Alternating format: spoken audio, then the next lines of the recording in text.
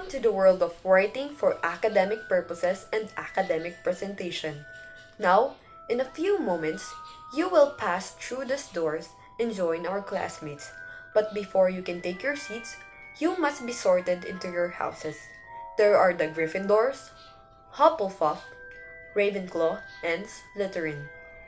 You will acquire knowledge and help you to communicate views and opinions as well as solve complex challenges academically, gain further knowledge about academic writing, especially argumentative writing, know the proper APA citation format, enhance skills in preparing slides presentation for oral discussion of academic paper, and lastly, you will know how to handle audience questions after a presentation.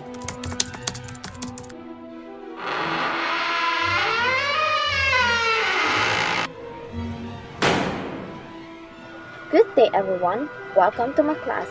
I am Professor Nika, the head benchers of World of Writing for Academic Purposes and Academic Presentation. Today, I am going to discuss discourse.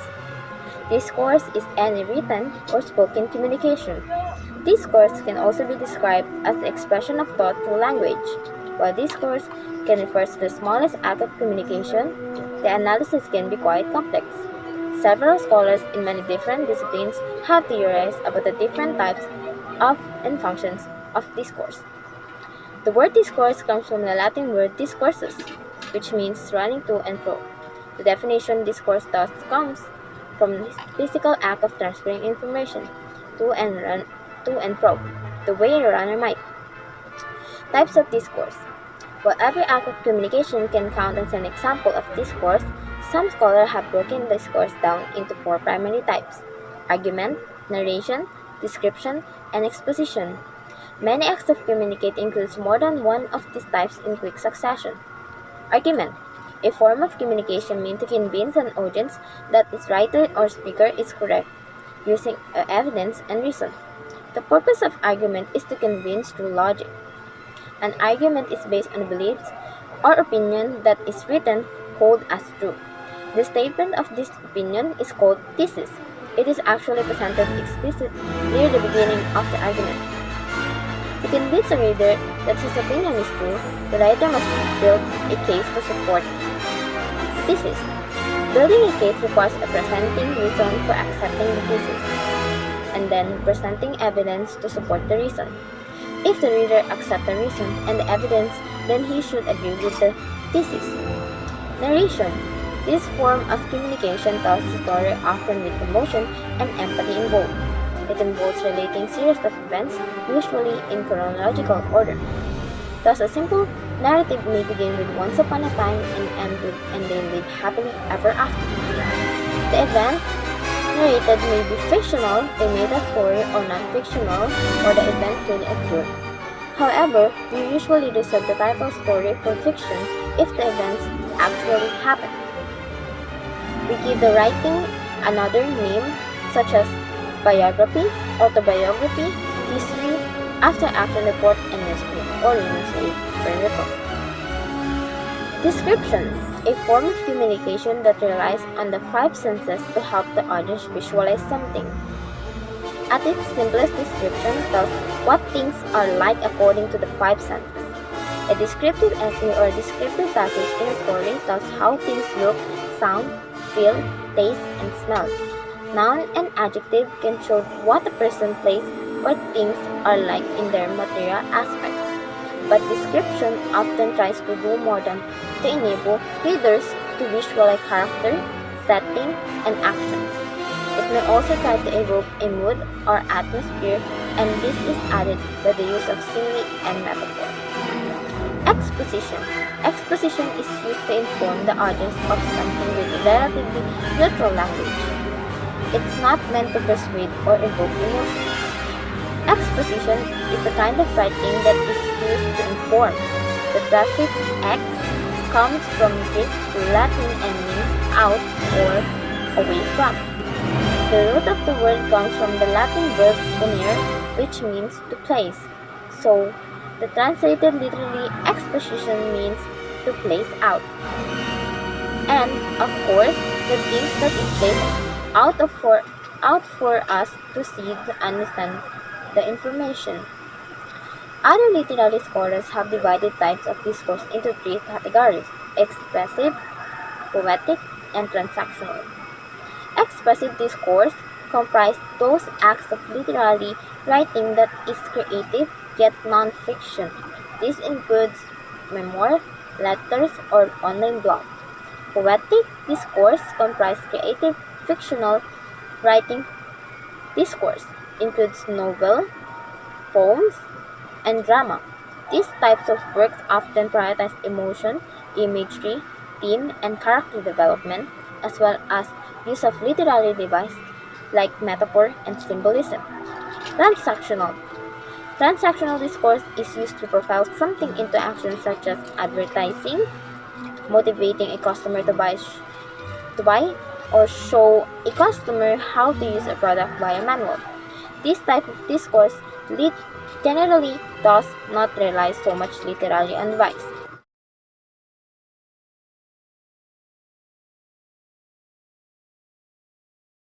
The next lesson that we will discuss is the academic paper and its components.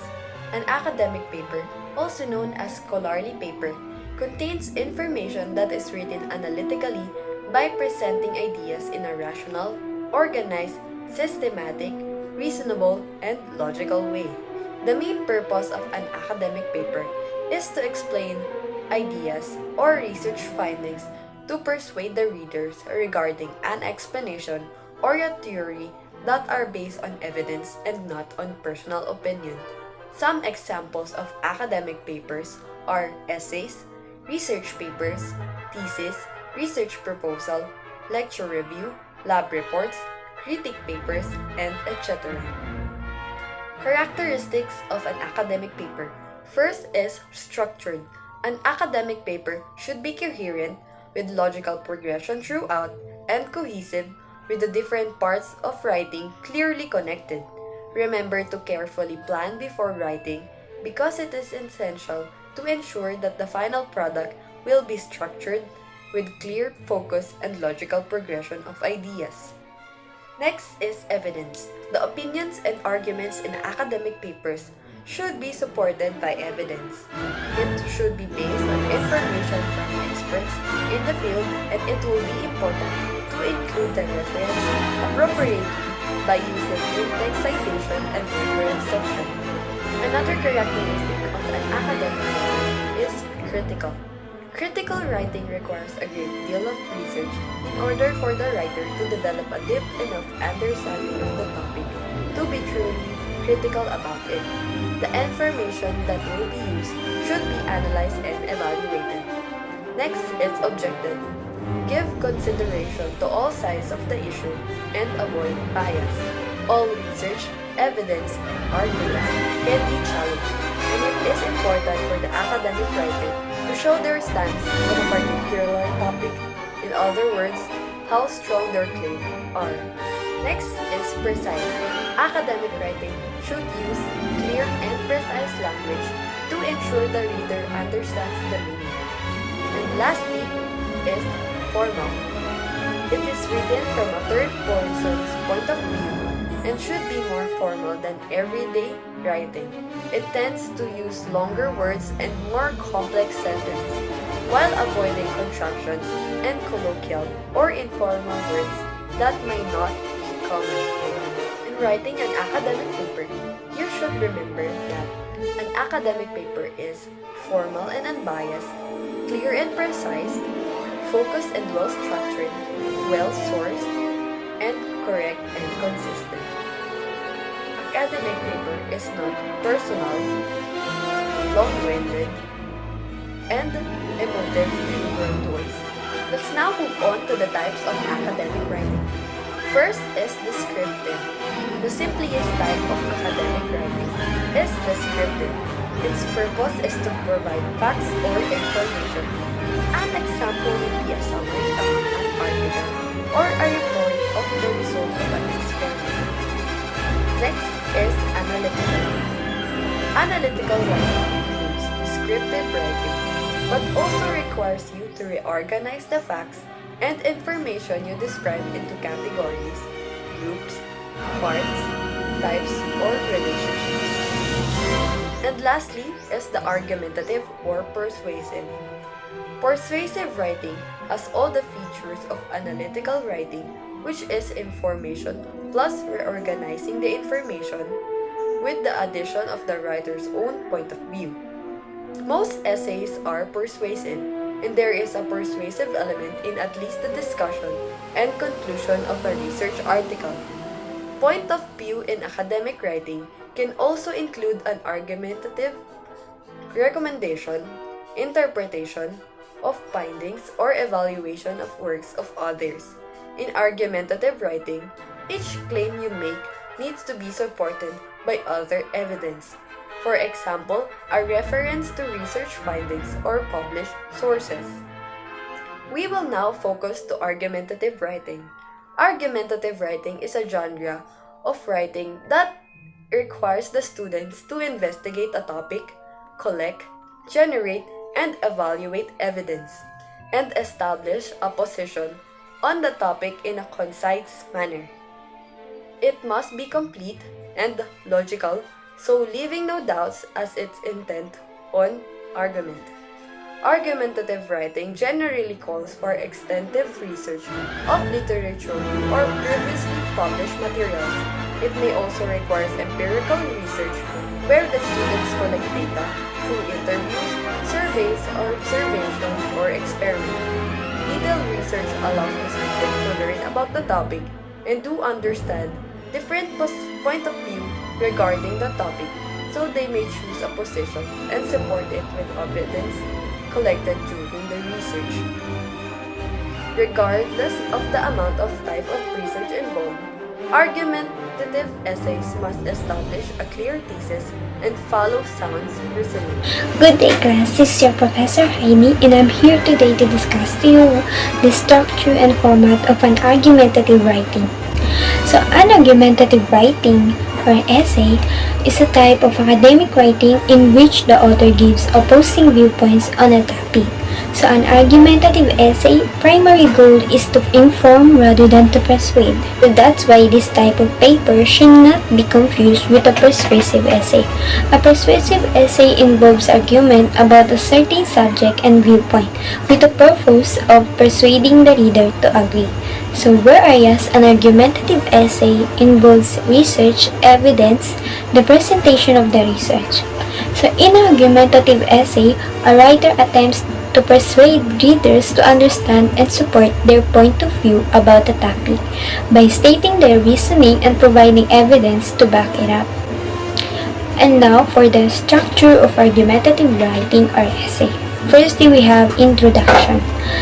In introduction, we have the hook statement. An argumentative essay opening, like most other types of assignment, should try to pique the reader's interest right away. So make a sentence that sticks out among the others in the text. So use a rhetorical question, and a rhetorical question is one for which the questioner does not expect a direct answer. So in many cases, it may be intended to start a discourse or as a means of displaying or emphasize the speaker or author's opinion on a topic. So a powerful quotation or an intriguing concept. So the idea to get your viewers go for a bag of popcorn as soon as the hook is read. Another one for the introduction, we have the background information. So the following page is to give any essential context to narrow the discussion subject after capturing the audience's attention. So this information should not yet reveal any of the main arguments from the body. So it should also serve as a natural transition from the stream of thought to the thesis statement. And third, we had the thesis statement. The primary point or central argument of the entire work should be presented in the last sentence of the introduction. So remember that your main goal is to defend your point of view. Your thesis should express exactly what that point of view is and why it is correct. Second one, from the structure of argumentative, we had the body paragraph. In the body paragraph, we had topic, sentence. Start with a sentence that transitions the focus from the previous paragraph to the current one. It should also introduce the main sub-argument for each particular section. So the focus of the paragraph is stated in a topic sentence, so a thesis and a topic sentence are extremely similar. So a topic sentence is the major idea of a body paragraph, where the thesis is the main idea of the essay. So a topic sentence is a sentence that expresses the main point in a paragraph.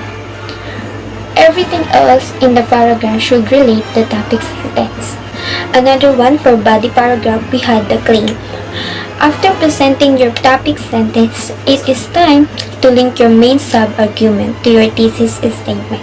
So the goal is to explain how this point validates and strengthens your central message. So it may be helpful to think of your claim as mini arguments that support the paper's main argument or thesis. So claims also are essentially the evidence that writers or speakers use to prove their point. So another one for the body paragraph, we have the evidence. After providing a valid claim, you must defend it with factual support. Statistics, references, or logical ideas that support your views are examples of these. If the information originates from reputable outside sources, it will contribute to the essay's overall validity. So to use evidence clearly and effectively within a paragraph, you can follow this simple three-step process. First, introduce the evidence. Second, state the evidence.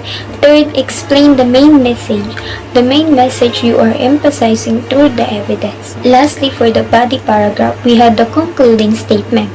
So after presenting a defendable claim and supporting it with evidence, end the body paragraph with a concluding statement. The primary goal of this sentence is to summarize the overall significance of the claim to the thesis. So in other words, why was this particular point so essential?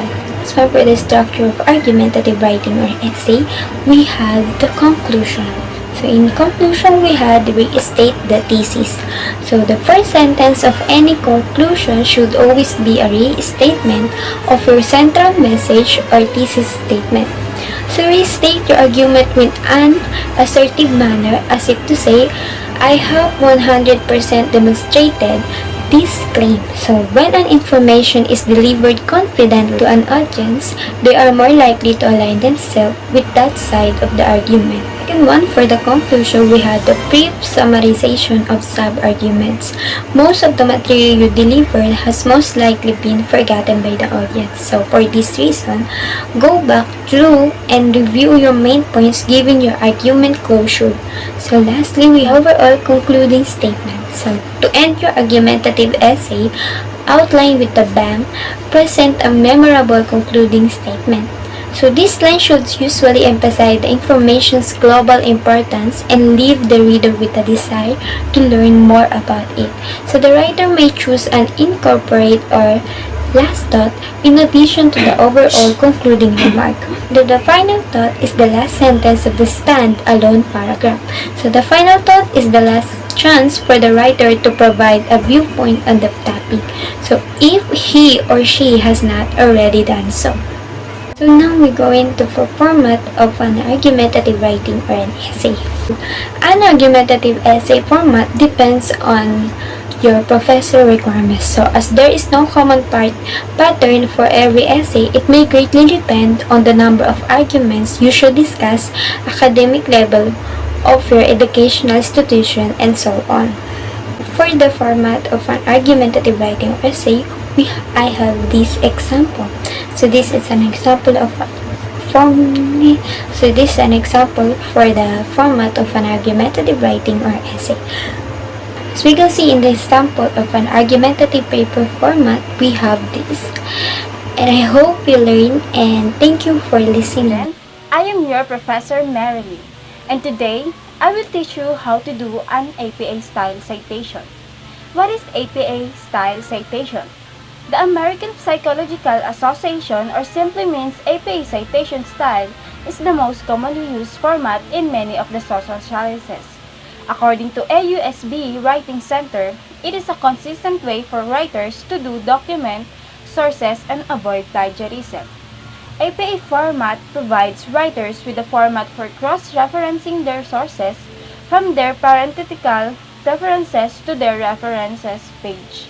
In writing references page using APA format, there are four main components. First, the author's name.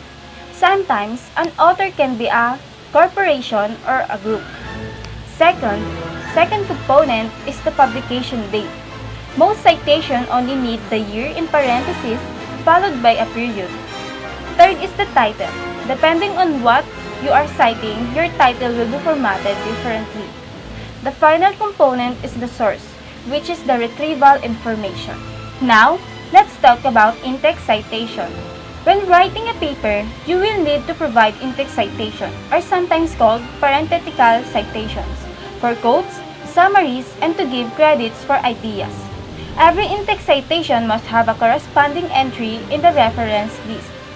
Like in the reference, there are also three components in writing in-text citation. First, author last name. This could also be an organization. Second, the publication date. And last, a page number which is required for direct quotes and encouraged for paraphrasing. There are two ways to cite in-text: narrative citation and parenthetical citation. Let's define first narrative citation. Narrative citation are the preferred method of citing quotes. You may also use them for paraphrasing or summarizing. Author's name into the text and then adds in the year in parentheses. The page number will book the quote at the end.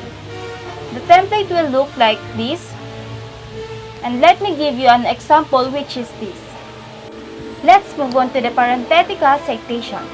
A parenthetical citation encompasses the components of the in-text citation in parentheses at the end of the sentence, prior to the closing period. The template will look like this, and the example is this. Okay, great! We finished discussing what is APA citation and the components of writing references and in-text citation using APA style. Now, let's talk about some different APA style that varies on what type of paper or source we use. Book and ebooks. The template will be author, year in parentheses, title of book, publisher, and the DOI or the source. The example in the citing references is this, while in in-text citation is this. Journal article. The template will be author, year in parentheses, title of article, title of journal, volume, issue in parentheses, pages, and DOI or the sources. Newspaper article.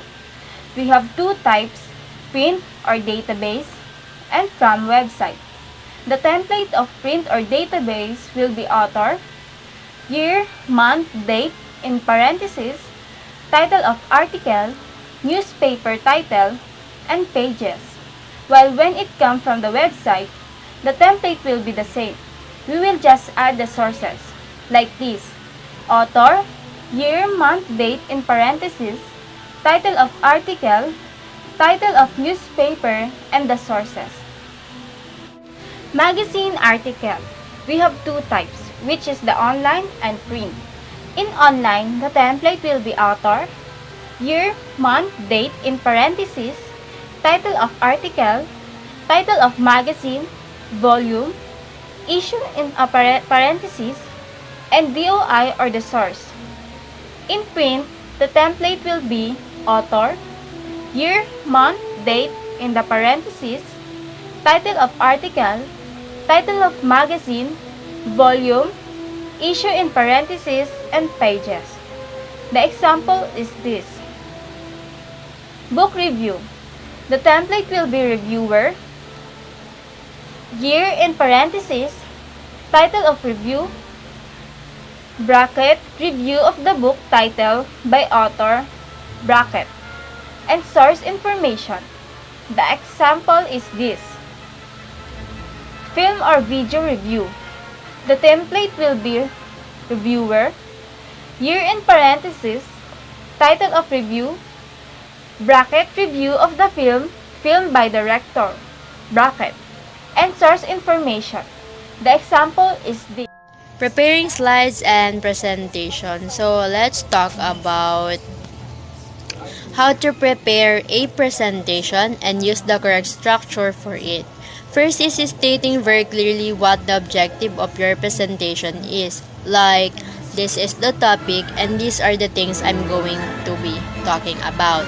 Of course, there are different ways to start our presentation.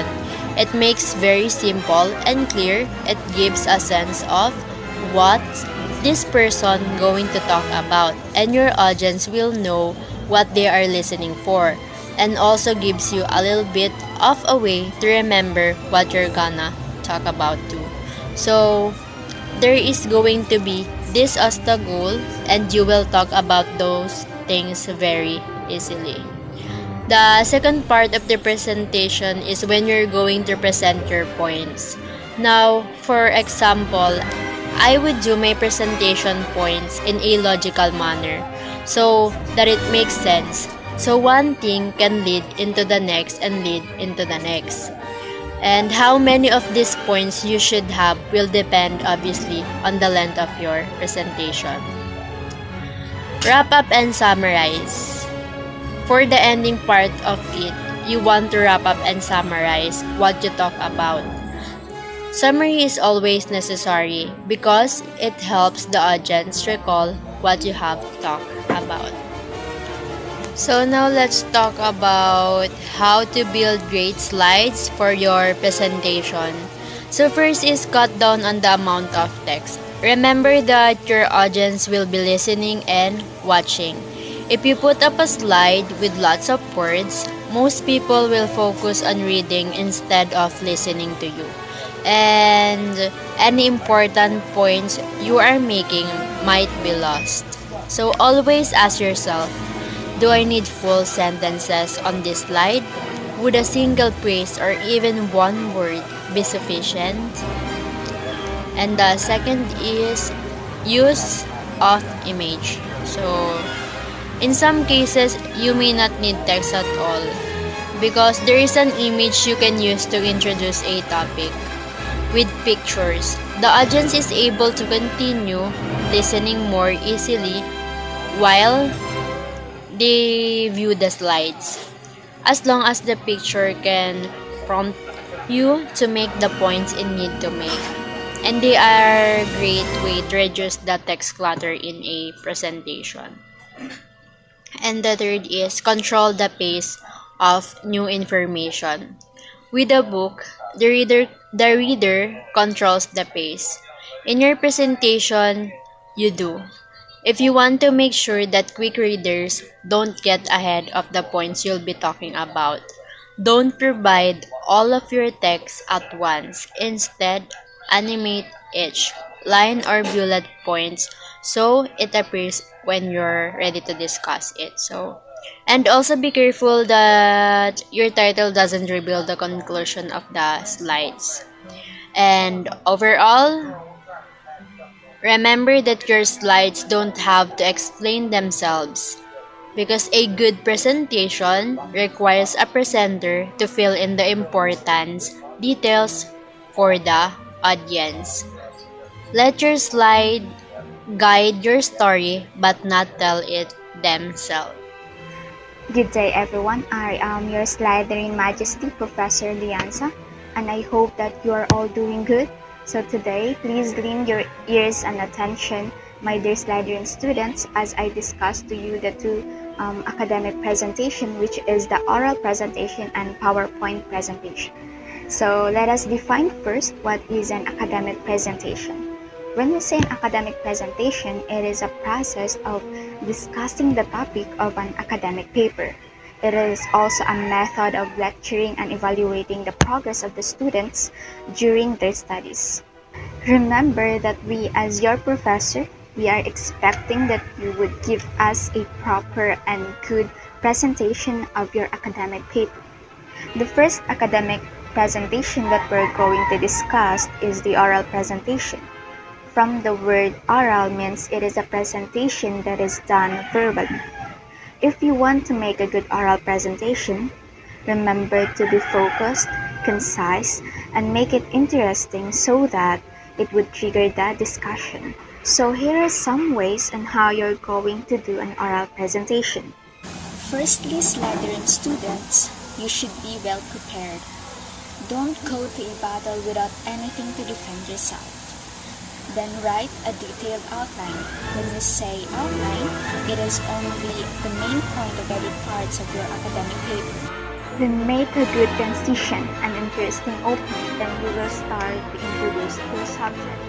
You will tell about the background study of your subject and how and why you came up with that topic. After you introduced your subject, you're going now to talk about the sources and the method that you used. Restate the sources that you used to support your subject and the strategies and techniques utilized in the collection of data and evidences for analysis. Indicate if there is a conflicting views about your subject and make a statement about your results. Discuss and explain the findings of your studies, and it is appropriate if you make a visual aids and handouts, especially on restating your results. So I hope that you're still attentive and listening, Slytherin students. So right now, let's go first on the other academic presentation, which is the PowerPoint presentation.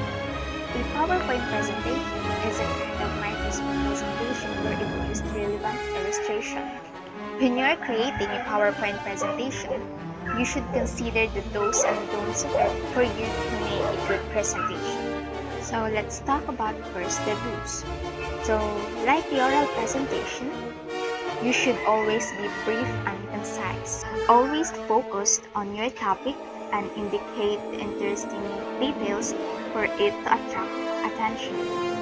Then it is very necessary if you're going to use relevant illustration such as maps, pictures, graphs, etc. Use bullet points and numbers to structure text. Most importantly, make a clear statement about the results of your topic and research. So at this moment, let's go first to the don'ts that you should consider in creating a PowerPoint presentation. First, don't write the whole outline of your paper or nothing else. Remember that outline is just the main point of every part of your studies. Don't write long whole sentences on your slides. It kinda boring to read and it would consume your time. Don't use distracting colors, patterns, pictures, and decorations on your slides. Just make it simple and organized. And lastly, don't use complicated charts and graphs. Only do those that are relatively easy to understand. Guide for handling questions after presentation. The question at the end of presentation can be terrifying for many speakers as they can't be controlled and are hard to prepare for. However, questions form as an important part of the presentation for the whole audience as they allow for clarification and consolidation of learning. Number one you should do is to identify the possible questions and scope in your presentation. The background work that you undertook while planning your presentation is the key to handling questions effectively and understanding what type of questions or audience you will be faced with. If you have defined the focus for your presentation and have explored this truly in your research and planning, you are more likely to confidently respond to questions. When planning your presentation, you will need to prepare prompts for questions that are open and straightforward. For example, saying that is the end of my presentation, I'll be taking questions for the next 10 minutes. You might also want to define topics for discussion before taking questions by stating the areas you are willing to field with questions. Your preparation will help you identify topics you are not confident with and want to avoid the questioning. Set some rules for asking questions. At the start of your presentation, make it clear when you would prefer to deal with questions as you go along or at the end of presentation. Some speakers prefer a question to be erased as they arise during the presentation. The advantage of this approach is that any misunderstanding can be dealt with immediately. However, there is also a danger that the questions will disrupt or distract that questions are raised that would have been covered later in the presentation. If you leave questions until the end, leave plenty of time for questions so that the audience doesn't feel rushed. Framework for responding to questions.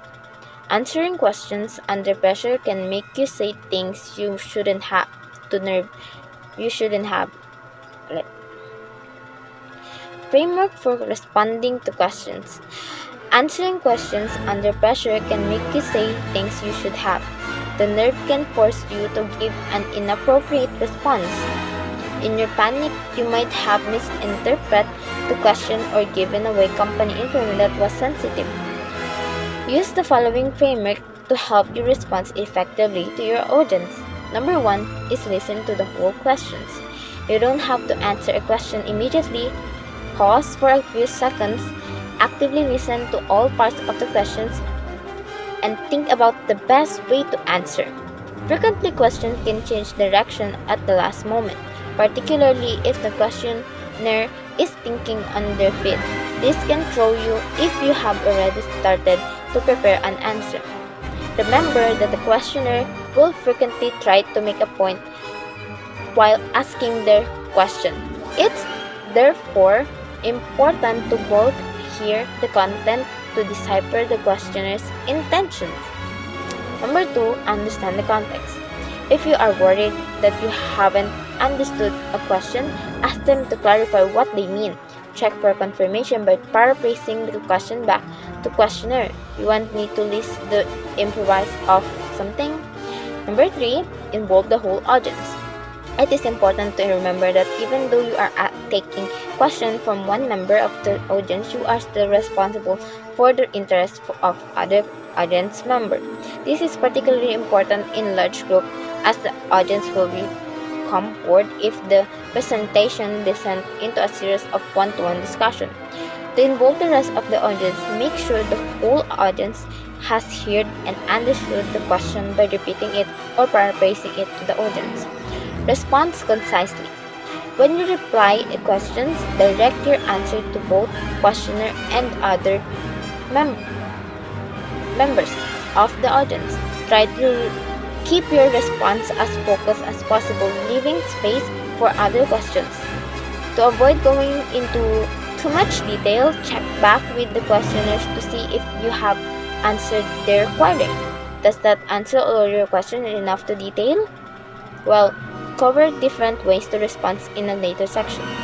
Number 5, allow follow-up questions via email. You can also encourage your audience to ask questions after the event has finished by providing your email address. This shows a high level of respect for your audience and implies that the topic still has much further scope for inquiry. Remember that a presentation is a two-way process, and it is important to show that you are learning from your audience as well. Finally, you can come across a questioner who disagree strongly with your argument.